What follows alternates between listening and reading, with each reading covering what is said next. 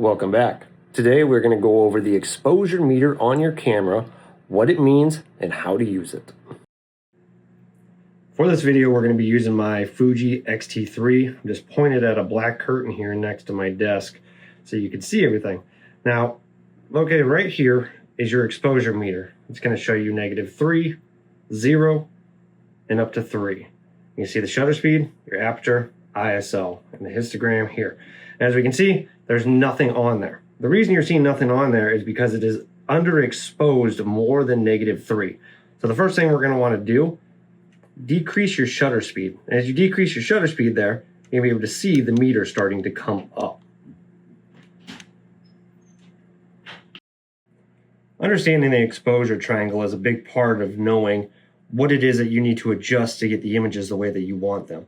Now, as you can see, we are sitting at a -3, and the shutter speed is at a 1/60th. When we decrease the shutter speed to 1/30th, it's going to bring it up -2. Anytime you want to come up one exposure or come down an exposure, you double the number on a shutter speed or you double your ISO. Now I'll demonstrate here, as we are sitting at a -3 on the exposure and the ISO is at a 3200, if I bring up the ISO to 6400, we have doubled that number and brought it up to a -2. If I continue doubling that up to 12.8, we've come up to -1. And then of course to double up to that, you're going to be at 25.6. Now of course we don't want to just increase our ISO every time to bring up exposure.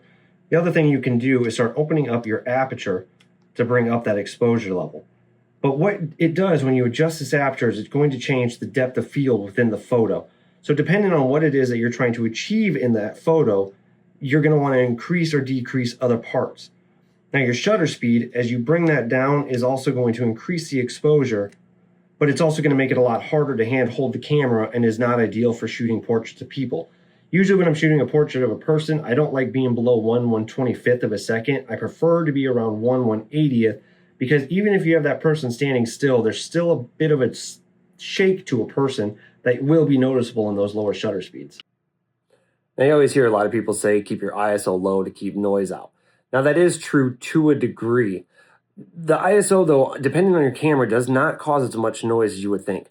Some people say shoot it underexposed and bring it up in post. I'm going to show you right now what an exposed picture looks like with the ISO up versus one that was -2 on the exposure and then brought up in post. Now you can see in the first picture, you really don't notice a whole lot of noise.